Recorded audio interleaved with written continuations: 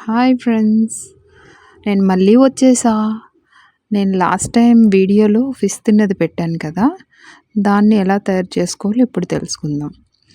ముందుగా ఒక ప్లేట్ తీసుకొని దానిలో ఉప్పు, పసుపు, కారం, ధనియా పౌడర్, జీరా పౌడర్, అల్లం వెల్లుల్లి పేస్ట్, కరివేపాకు, లెమన్ వేసి మంచిగా మిక్స్ చేసుకోవాలి.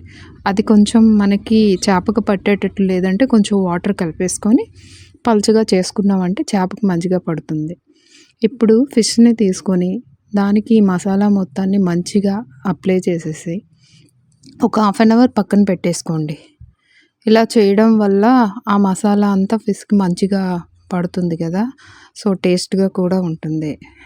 సో, తర్వాత ఒక కళాయి తీసుకొని దాంట్లో కొంచెం ఆయిల్ వేసుకొని ఈ ఫిష్‌ని రెండు వైపులా మంచిగా కాల్చేసుకొని దాంతో పాటు ఆనియన్ ఇంకా పొటాటో కూడా నేను ఫ్రై చేశాను. చాలా బాగుంది కూడాను. మీరు కూడా ఒకసారి ట్రై చేయండి.